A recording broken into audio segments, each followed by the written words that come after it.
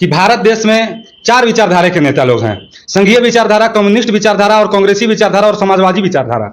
तो आपका जो जनसुराज पार्टी है किस विचारधारा पर काम करेगी? जनसुराज की विचारधारा महात्मा गांधी जी की विचारधारा से मिलती जुलती है।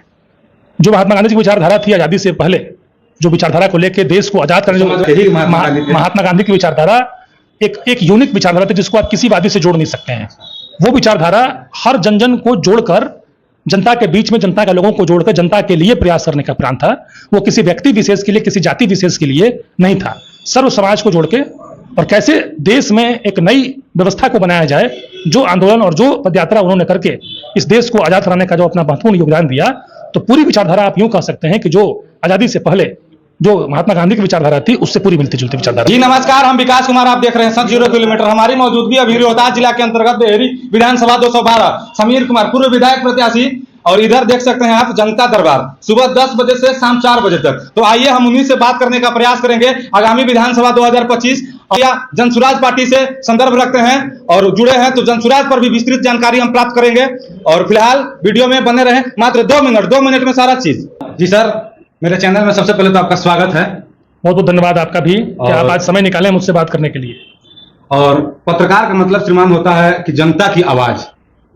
तो जो भी मेरा सवाल रहेगा वो मेरा सवाल नहीं रहेगा, जनता का सवाल रहेगा। निश्चित। तो सबसे बड़ी सवाल यहाँ आ रही है कि आखिर जनसुराज है क्या?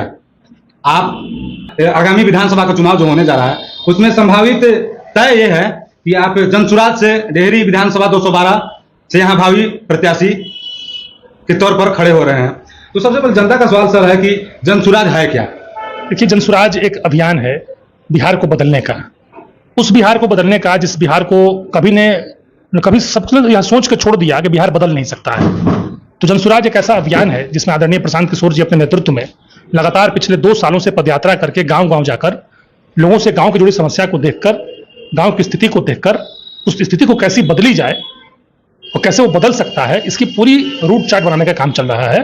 तो जनसुराज, जो आपने सवाल पूछा कि ये क्या है, तो बिहार बदलने का एक ऐसा अभियान जिसमें बिहार की जनता के सहयोग से, बिहार की जनता के बीच से अच्छे काबिल लोगों को नियुक्त करके, सेलेक्ट करके, चुनकर और उन्हीं में से सबको एकत्रित करके एक ऐसी सरकार का निर्माण करना जो आने वाले विधानसभा का चुनाव जीतने के बाद, सरकार में आने के बाद इस पूरे बिहार को बदल सके। अभी सर आपका पार्टी का गठन तो नहीं हुआ है, कब गठन होगा?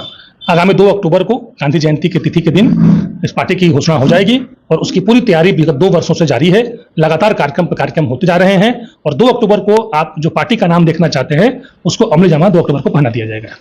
सर, जनसुराज का जो नीति है, क्या नीति है? एक ही नीति है, बिहारियों का विकास, बिहार का बदलना, बिहार से पलायन को दूर करना, पढ़ाई की व्यवस्था को सुदृढ़ और समृद्ध करना, यहाँ के बुजुर्ग व्यक्तियों को प्रत्येक महीने जो 400 रुपए की राशि भीख स्वरूप पेंशन मिलती है, उस राशि को बंद करके प्रत्येक महीने बुजुर्गों को 2000 रुपए पेंशन देना जी। और सर, आपका जो पार्टी का गठन होगा 2 अक्टूबर 2024, तो आपके दृष्टिकोण से आपका किस पार्टी से मुख्य डायरेक्ट रहेगा?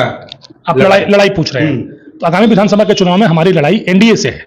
लगातार हम लोग कहते भी आ रहे हैं, एनडीए बोले तो जितना भी बीजेपी से संदर्भ में एनडीए से, एनडीए समर्थित दल या भारतीय जनता पार्टी, हमारी लड़ाई उनकी विचारधारा से और उनके साथ है और किसी से कोई लड़ाई हमारी नहीं है।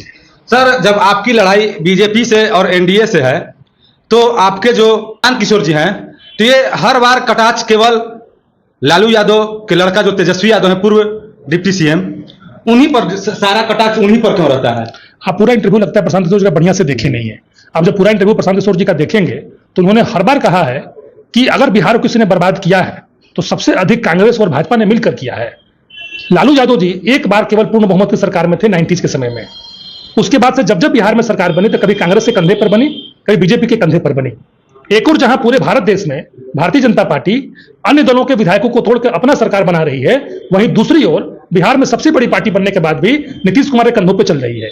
सबके उसके विधायक कम हैं जनता दल यूनाइटेड के। आखिर इसका क्या कारण है? 43 विधायक हैं। और कितने विधायक हैं भारतीय जनता पार्टी के? 70 से अधिक विधायक भाजपा के विधायक हैं। अच्छा। क्या क्यों नहीं सरकार में आती भाजपा? क्यों नहीं मुख्यमंत्री का फेस अनाउंस करती है? क्या कारण है?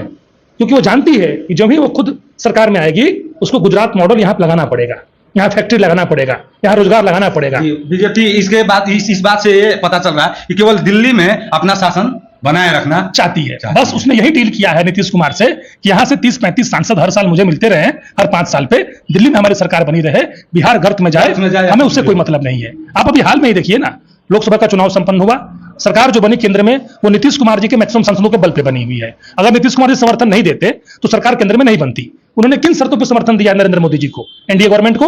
एक ही शर्त पे दिया है कि 25 से मुख्यमंत्री का चेहरा हम ही रहेंगे। उन्होंने कोई शर्त दिया कि बिहार में फैक्ट्री लगे, बिहार में रोजगार लगे, बिहार में केंद्रीय विद्यालय बने, बिहार में पलायन रुके? अच्छा, कोई शर्त नहीं। सुराज अगर कुछ सीट लाते हुए या मुख्यमंत्री ही अगर मान लीजिए बन जाए, तो क्या आप लोग बिहार को सुधारने के लिए क्या क्या अपना हथकंडा अपनाइएगा?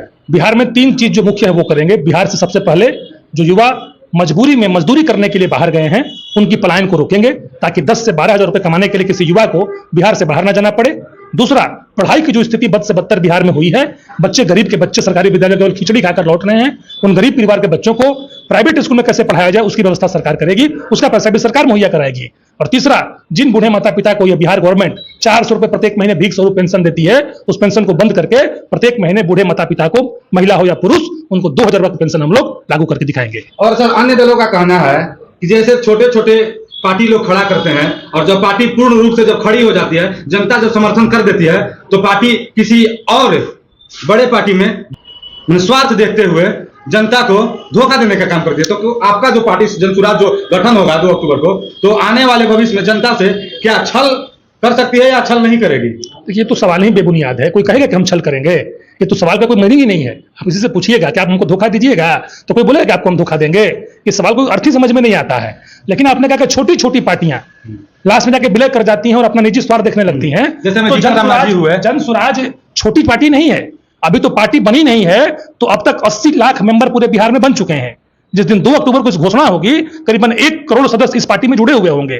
और ये किसी व्यक्ति, किसी जाति की पार्टी नहीं है, ये जनता की पार्टी है। बिहार की जनता ने स्वयं मिलकर बनाया है। तो बिहार की जनता जब एक साथ 1 करोड़ लोग मिलकर किसी चीज को बनाएंगे तो बदलाव लाती है, न कि कहीं जाकर विलय कर जाती है। विलय वो लोग करते हैं जिनके पास कोई विजन नहीं है, कोई रीजन नहीं है, कोई संख्या बल नहीं है, कोई मोटो नहीं है, कोई मोटिव नहीं है। यहां तो मोटिव है, मोटो है, लोग हैं, विजन है, रीजन है और एक विद्वान नेतृत्व जिसका लोहा पूरा देश मान चुका है। राजनीति के चाणक्य कहे जाने वाले प्रशांत किशोर जी के नेतृत्व में ये तमाम चीजें हो रही हैं। तो इस तरह के सवाल तो आने ही नहीं चाहिए जहन में। तो आप निश्चिंत रहिए, ये पार्टी मजबूती से बिहार सहित पूरे देश में एक दिन अपने संघर्षों के बल पे, अपने किए गए कार्यों के बल पे जनता को मोहेगी और निश्चित तौर पे जनता के लिए जनता का सरकार बनाकर पूरे बिहार से भारत में दिखाएगी। और सर, जितना भी वोटिंग प्रतिशत है 10% स्वर्ण और 90% पिछड़ा, तो पिछड़े वोट बैंक को कैसे आप हासिल करिएगा जनसुराज के माध्यम से? देखिए, हम लोग तो किसी को अगड़ा, पिछड़ा और सवर्ण और बैकवर्ड कह ही नहीं रहे हैं।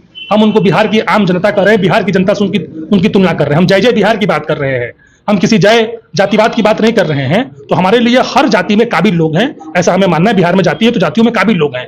हम काबिल लोगों को एकत्रित करके जाति धर्म से ऊपर उठकर एक सरकार का निर्माण करने जा रहे हैं, जहां पे काबिलियत के दम पे जनता के बीच में हम लोग पहुंचेंगे। और जनता इस बार किसी जाति के नेता को नहीं, किसी पार्टी के नेता को नहीं, किसी नेता के चेहरे को देखकर नहीं, इस बार अपना चेहरा देखकर, अपने बच्चों का चेहरा देखकर, अपनी बिहार की स्थिति को देखकर जाति धर्म से ऊपर उठ के मतदान करेगी। क्या सवर्ण, क्या बैकवर्ड, सबको लेकर चल रहे हैं। जो उसमें काबिल होगा जनता उसको चुनकर भेजेगी और बिहार बदल के दिखाएंगे।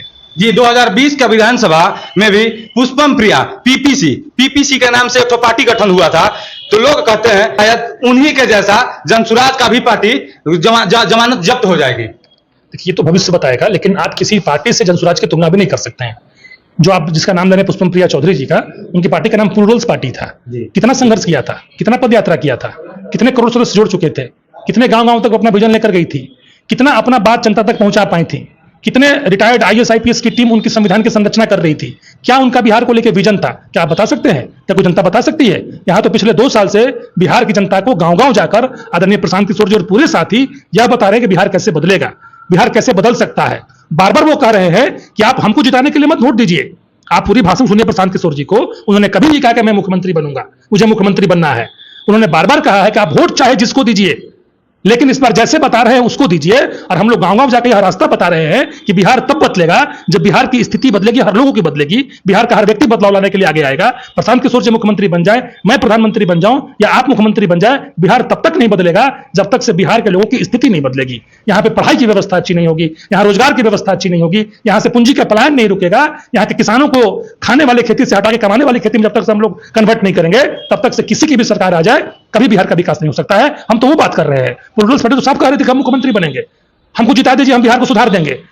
यहां तो कहीं नहीं कहा गया कि हमको जिता दीजिए, हम बिहार सुधार देंगे। यहां तो लगातार कहा जा रहा है कि इस बार आप जगिए और लोगों को जगाइए, और जो रास्ता बता रहे हैं उस रास्ते पे चलकर आपको जिसको मन है उसका चुनाव करिए, और यह सोच के करिए कि बिहार में इस बार जनता का राज स्थापित होगा। जी, दिल्ली में आम आदमी पार्टी अरविंद केजरीवाल तो बहती गंगा अन्ना हजारे के नाम से बहती हुई गंगा में हाथ धो लिए, तो आपके पास क्या जीत का स्रोत है?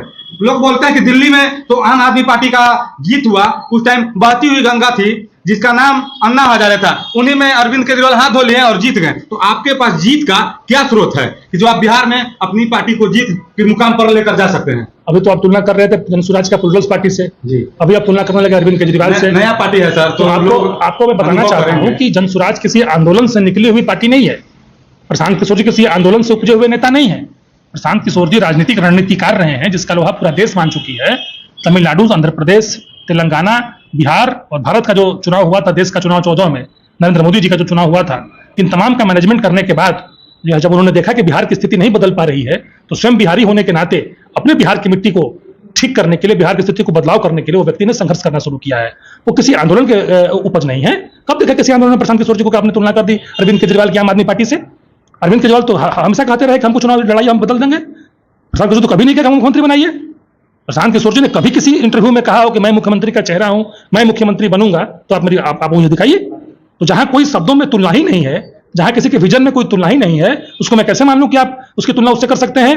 यहां बिहार के जनता की बात हो रही है, यहां जनता एकत्रित होकर पार्टी बना रही है, और जनता में से जो काबिल व्यक्ति होगा वो चुनकर आएगा तो बिहार बदलेगा। यहां प्रशांत किशोर जी मुख्यमंत्री बन जाएं, बार बार बोल रहा हूं, या कोई मुख्यमंत्री बन जाए, बिहार तब तक नहीं बदलेगा जब बिहार के लोगों की स्थिति नहीं बदलेगी। बिहार में सबसे ज्यादा भ्रष्टाचार ब्यूरोक्रेसी के तहत होती है, तो ब्यूरोक्रेसी पर आपका कैसा कार्य होगा जीतने के बाद? सबसे पहले सरकार बन तो जाए, पहले सरकार में लोग आ तो जाएं, बदलाव आपको देखने को मिलेगा। आप इतना जानिए कि जिस ईमानदार व्यक्ति के नेतृत्व में इस अभियान को शुरू किया गया है, उनके पास आगामी 10 साल का पूरा रोड मैप जारी होने वाला है। मार्च 2025 में पंचायत वाइज उस पंचायत का कैसे हम विकास करेंगे, कैसे वहां के लोगों को हम लोग समृद्ध बनाएंगे, कैसे ब्यूरोक्रेसी ठीक होगी, कैसे पुलिसिंग यहाँ की ठीक होगी, इन तमाम का रिपोर्ट कार्ड आपको आगामी समय में देखने को मिलेगा। इसलिए थोड़ा धैर्य रखिए, और आम जनता से मैं अपील करना चाहूंगा आपके माध्यम से कि इस बार नेताओं के चेहरे को देखकर नहीं, अपने बच्चों का चेहरा देखकर विकसित बिहार बनाने के लिए इस पर जनसुराज के सदस्यों को आप चुने, और निश्चित तौर पर आपको बिहार बदला हुआ दिखेगा, क्योंकि बिहार बदलेगा तभी आप बदलेंगे। जी, तो फिलहाल के लिए इतना ही काफी है, और मैं लेता हूं इजाजत। और जो भी आपको इस वीडियो देखने का प्रतिक्रिया देना हो कमेंट बॉक्स में आप दे सकते हैं। फिलहाल जय हिंद।